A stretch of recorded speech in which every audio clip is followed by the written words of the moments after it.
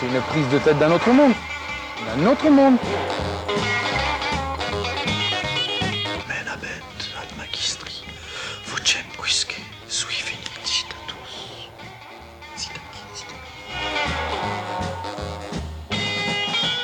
Attends, c'est quoi le Space Mountain? Bonjour ou bonsoir, en tout cas bienvenue dans le Space Mountain, pour cet épisode qui sera consacré à Quiconque nourrit un homme et son maître, un essai que Jack London m'a envoyé en me disant qu'il l'avait écrit en pensant à moi, ce qui est assez touchant, même si assez peu probable car Jack est un gros mytho. Comme j'ai déjà fait la lecture entière de ce truc ailleurs, je n'avais pas envie de me répéter, je vais donc prendre le texte d'une manière différente pour lui faire dire tout autre chose. Et pour ceux qui n'ont pas assisté à cette précédente séance de Kairis Lee Jack London, je vous résume la conclusion à laquelle j'étais parvenu. Il est des émetteurs qui créent, leur travail est favorisé par des diffuseurs qui proposent, afin d'être vendus à des récepteurs qui consomment. Émetteur, diffuseur, récepteur. Traduction, si toi faire machin vendable, chef te payer qu'argent y en a acheté. Ah bon.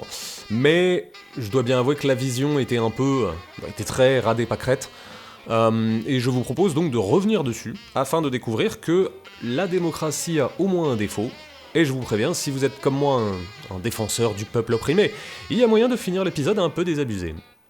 Ne perdons pas plus de temps, tout de suite, Jack London.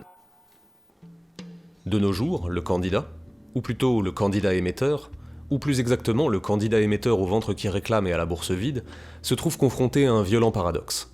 Comme candidat, il est un homme qui n'a pas réussi. Et un homme qui n'a pas réussi n'attire pas la popularité. Comme homme, il doit manger, or sa bourse est vide. Comme émetteur, possédant une authentique âme d'émetteur, son plus grand plaisir consiste à épancher la joie de son cœur dans sa création. Et voici donc le paradoxe auquel il est confronté, et qu'il doit résoudre. Comment et selon quels usages doit-il chanter la joie de son cœur pour qu'une fois créé, ce chant lui fasse gagner son pain?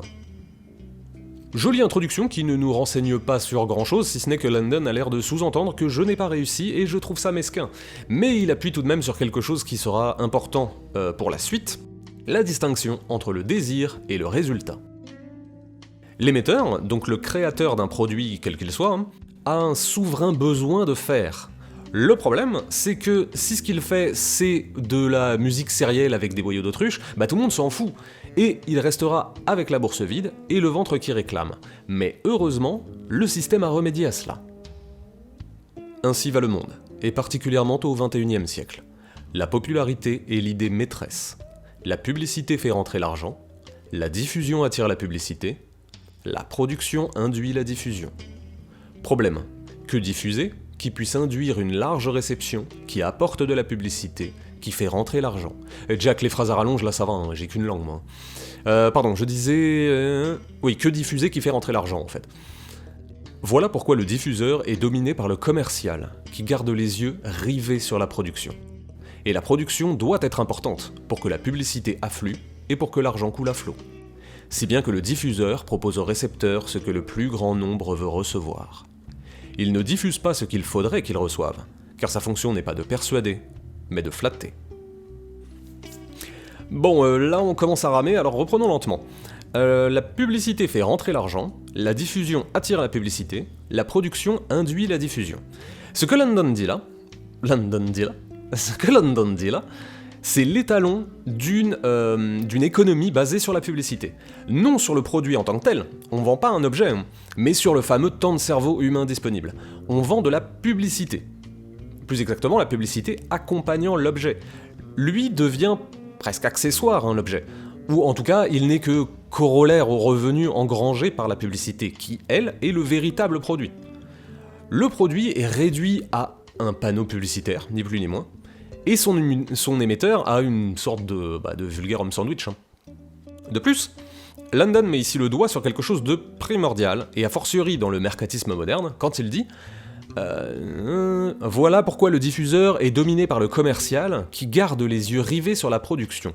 Il n'est plus de relation marchande qui ne soit basée sur le seul émetteur proposant sa production à un récepteur. Désormais, tout passe par un diffuseur, dont le but est de déterminer si le travail du premier est digne de parvenir jusqu'à la bourse du second.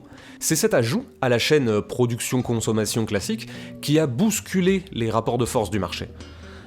Et ce diffuseur, pour s'assurer de ne pas être court-circuité, s'est rendu indispensable, en se faisant le médiateur entre les promesses des émetteurs et les attentes des récepteurs. En effet, allez poser votre stand de baguette à Maubeuge et tenter de concurrencer les boulangeries Paul. Bon courage, hein. Les Athéniens d'il y a 2000 ans présentent le spectacle remarquable d'un peuple cultivé. Mais nous avons tendance à oublier, lorsque nous contemplons ce spectacle, que chaque Athénien était juché sur la tête et les épaules de 10 esclaves. Nous avons tendance à oublier que si chaque esclave s'était vu donner le droit de vote dans les affaires athéniennes, la culture des Athéniens aurait présenté un tout autre spectacle, moins remarquable. De même, aujourd'hui, avons-nous tendance à oublier que nous n'avons accordé qu'hier le droit de vote à nos propres paysans, à nos serfs, à nos vauriens. Il est certain que ce cerf ou ce vaurien, avec 10 centimes en poche, deviendra un pouvoir dans ce pays. Sa voix libre et égale à celle des autres sera entendue, et le diffuseur l'écoutera, car le plus grand nombre est composé d'une majorité de gens de cette sorte. Bon là, Jack, tu te lâches, hein. Ça peut sembler un peu méprisant, mais pourtant, il faut bien se rendre à l'évidence. Je ne sais pas autour de vous, mais autour de moi, je vois bien peu de gens qui semblent s'intéresser à des émissions, je dirais, compliquées. En tout cas, le succès de France Culture est sans commune mesure avec celui de Touche pas à mon ch'ti à Ibiza ou je ne sais pas quoi d'autre. Si les récepteurs les plus nombreux étaient avides d'émissions compliquées, alors, déjà j'aurais un succès fou, Et surtout, c'est ce type de production qui serait favorisé par les diffuseurs, au détriment des émissions plus simples.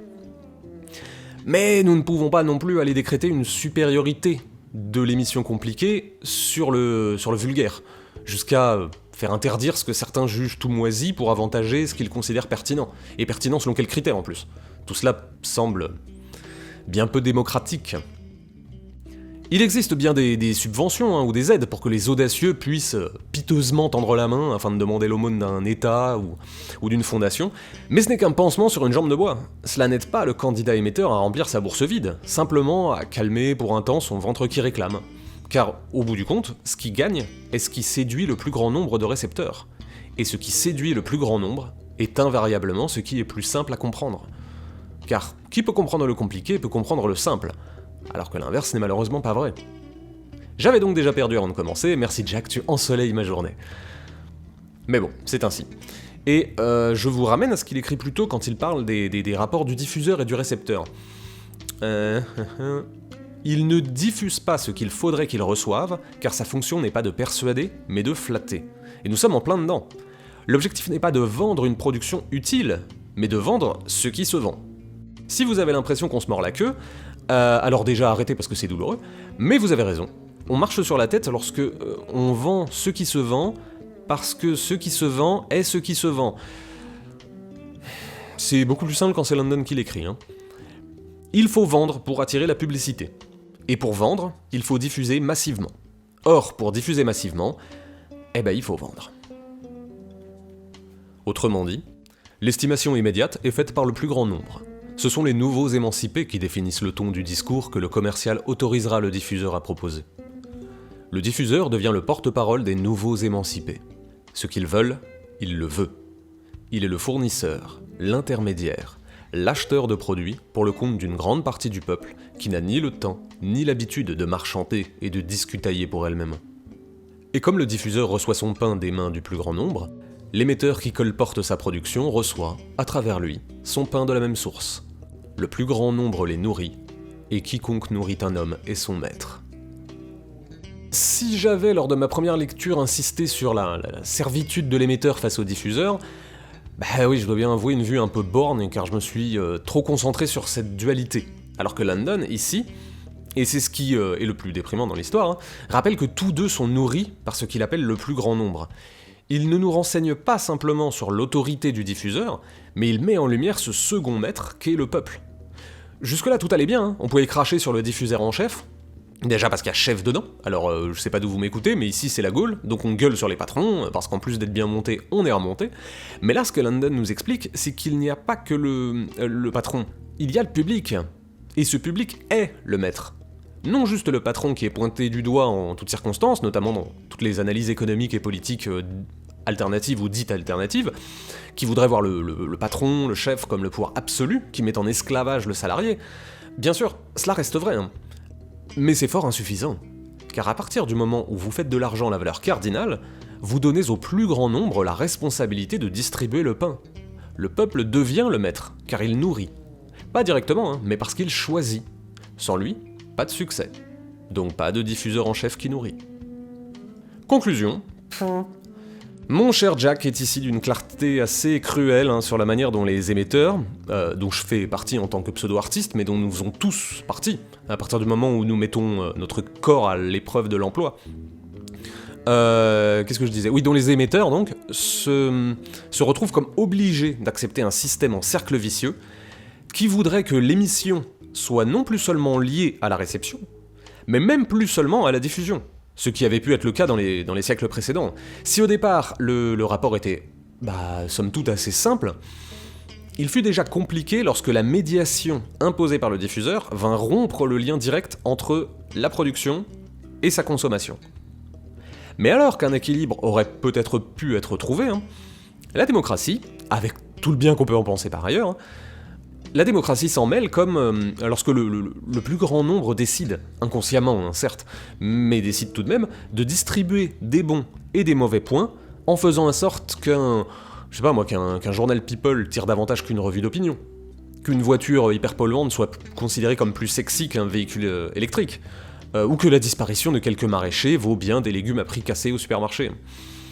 Le diffuseur, jusqu'alors seul maître à bord, se doit d'aligner ses tendances sur celles du plus grand nombre. Car, je vous le rappelle, ce qu'ils veulent, il le veut. Si mon système est un gentil toutou, le diffuseur est le gentil garçon qui donne la friandise. Mais le plus grand nombre est les gentils parents qui disent « Oui, tu peux donner au gentil toutou » ou « Non, c'est un méchant toutou ». Merci à toutes et à tous pour votre oreille attentive, ou vos oreilles attentives si vous en avez une paire. C'était le 2e épisode du Space Mountain sur « Quiconque nourrit un homme est son maître ».